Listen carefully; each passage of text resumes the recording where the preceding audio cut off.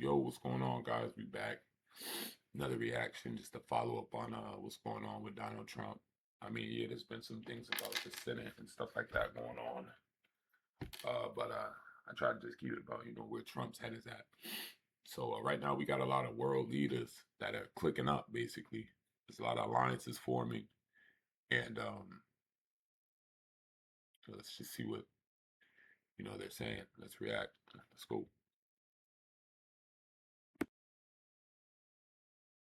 Furious world leaders have moved on from Donald Trump in the United States. They've thrown Donald Trump out of the core of their alliances, moving Trump in the U.S. to the sidelines.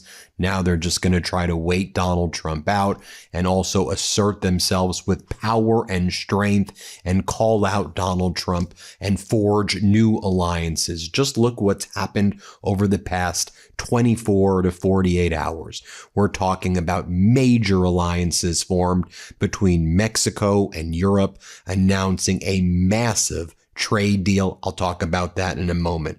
France, Germany, UK announcing a major deal. Heck, even the UAE and Saudi Arabia, which do not get along right now, joined together with Qatar to stand up against Donald Trump and his regime. You've got Canada making a powerful announcement in Sweden about its protection of Greenland, its dedication to Arctic security, and specifically not so veiled threats against the Trump regime that Canada will be there to protect the sovereignty of Denmark and Greenland. And you also have diplomats just mocking the Trump regime like, we don't really understand what the hell you did, where you removed 5,000 troops that were supposed to go to Poland, U.S. troops. And then you said that they shouldn't go to Poland. Poland doesn't need them. And then you randomly said because the president of Poland won the election last August, you're going to put the troops back in Poland. I mean, Poland's happy that the commitments are actually being made, but people are like, you remove the troops, you put the troops in, there's zero predictability. Also, you have world leaders at the foreign minister level also mocking Donald Trump in the United States, that there's no one who's a subject matter expert in the U.S. government at all on uranium enrichment, uranium dilution, what constitutes weapons grade, how can you dilute certain amounts of uranium, how do you transfer it, key things, because Donald Trump got rid of all of these positions. All of the Iran experts, nuclear experts have been fired and purged. And also yesterday, yet another Trump regime official resigns or is forced to quit. Tulsi Gabbard leaves. And so you've had all of these generals and military leaders, and now the director of national intelligence resigning, and the rest of the world is looking at the United States, looking at what Donald Trump has done, making America first, America all alone. And foreign ministers are walking with confidence now for the first time. So let's talk about what went down again. You had France, Financial Times reporting, seeking to join a joint German-UK program to develop long-range missiles as Europe moves to strengthen its independent strike capabilities without relying on the U.S. The project would develop ground-launched missiles with ranges above 2,000 kilometers. European officials see the effort as more urgent after Donald Trump canceled plans to deploy U.S. Tomahawk missile battalions to Western Germany. Also, the U.S. running very low on its munitions, the THAAD, the Patriot systems. 50% of MQ-9 Reapers were destroyed in this catastrophic war in Iran. And so the U.S. seen as not reliable at all. And I'll talk about this as well. Could have mentioned this in the beginning, that lots of these countries are looking to Ukraine as being really a world superpower, at least when it comes to technological innovation, cutting-edge warfare, drone interceptors, submersive unmanned vessels, informational technology about how you deal with and counteract modern drone warfare.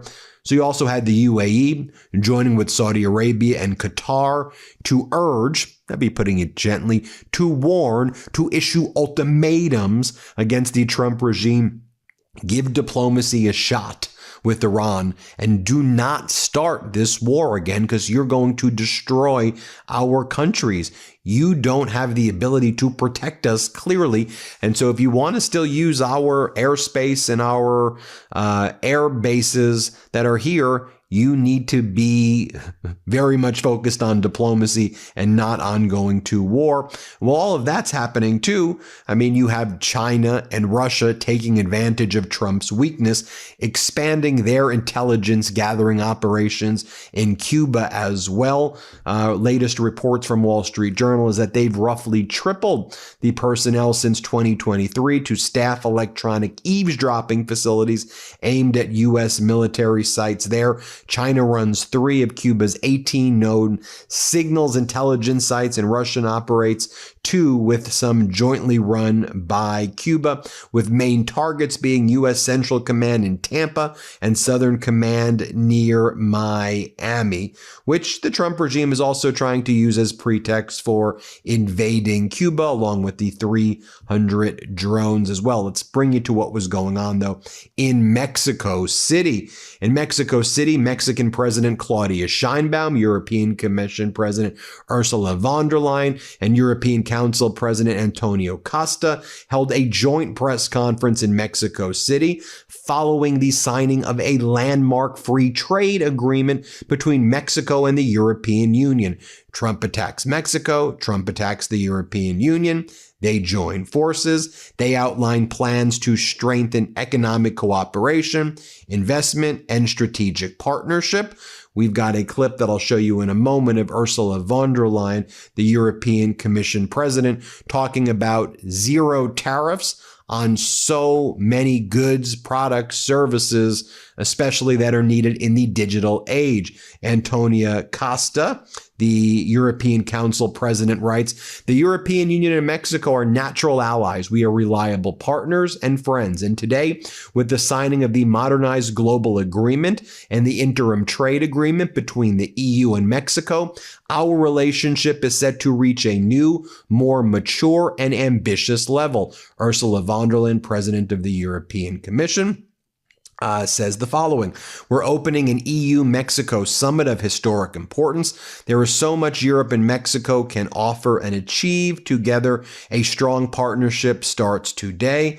And then they outline building bridges, bringing people closer, boosting trade from a place of respect and dialogue. Today, the EU and Mexico seal their alliance with signing this modernized global agreement. More than 45,000 EU companies export to Mexico. And then it talks about how this is a win for everybody, where you have in Latin America, Mexico, the second largest economy, 130 million people. Let's show you what Ursula von der Leyen had to say here. Let's play this clip.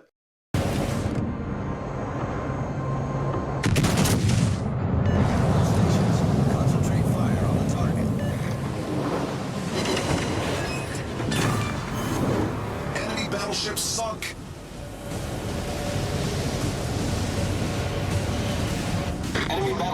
And this brings me to our trade commitments. The goal here is simple. We want to create even more jobs and value on both sides. With swift ratification, tariffs on virtually all Mexican agri-food exports to Europe will disappear. Imagine the opportunities. European companies drawn by... So basically, there's other countries are clicking up, starting to realize that all of the whatever alleged corruption that America's been doing, they're basically saying, we don't need America anymore. Let's click up. We can make this work on our own without America. And it looks dangerous, y'all. I don't know about gas prices. Everything is going to stay. There ain't nothing getting better.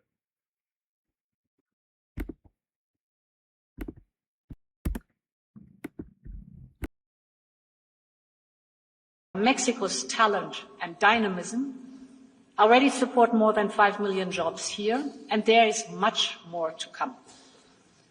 Mexican small and medium-sized producers will benefit greatly because this agreement promotes sustainable practices and it protects the iconic Mexican geographical indication from Tabasco's cocoa to tequila, you just name it.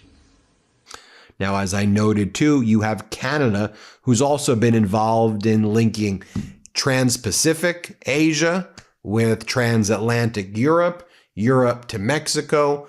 Donald Trump likes to talk about a golden dome.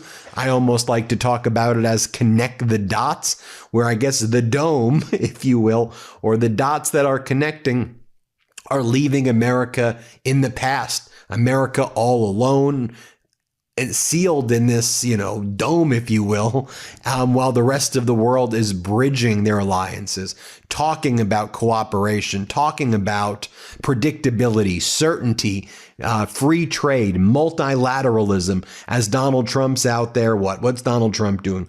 Posting videos like this of himself and Stephen Colbert. Play this clip.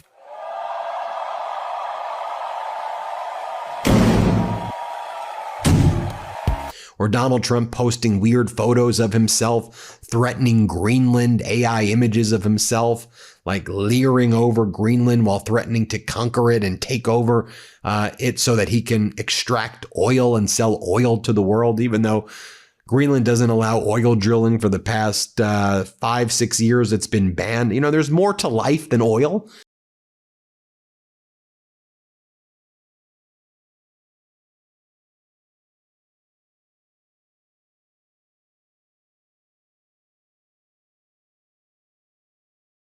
And making money. There's a beautiful country, sovereign, peaceful, loving, healthy, environmentally friendly, right? And speaking of which, to me, that's what defines Canada as well. And you had Anita Anand of Canada, one of their top ministers was at this NATO summit, foreign minister at this NATO summit.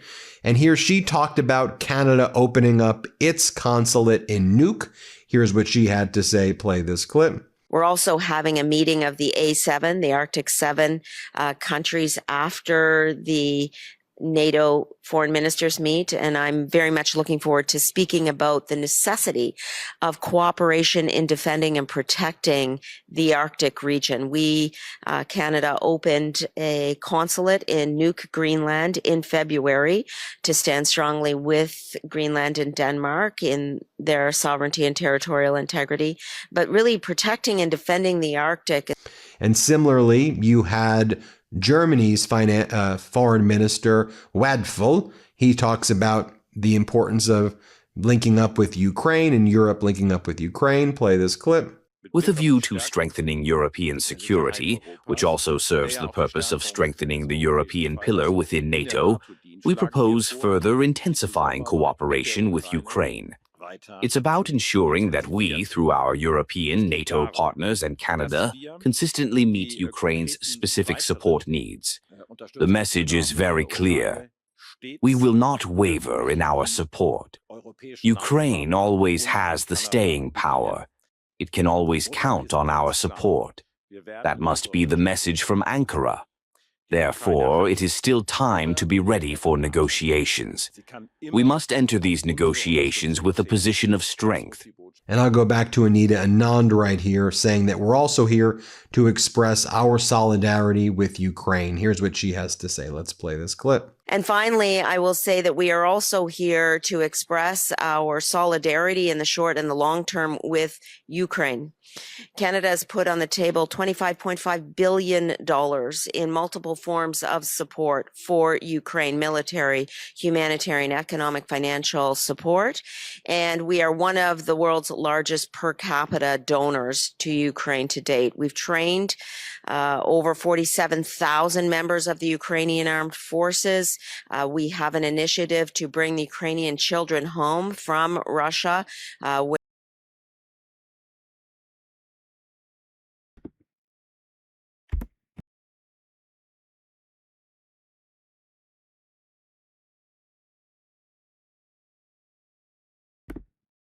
right, so basically, there's really just so much going on long story short, new allies are being formed in all of this mess. So I guess Donald Trump, he's furious about it.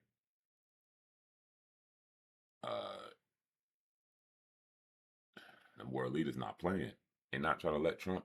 Nah, you ain't as big as bad and tough and all them promise, man. You ain't tough. Let's do this. Negotiations in the back while he act like he tough. Hey, y'all family. Let me know what y'all think in the comment section. We got more reactions coming soon, man. Until next time, salute.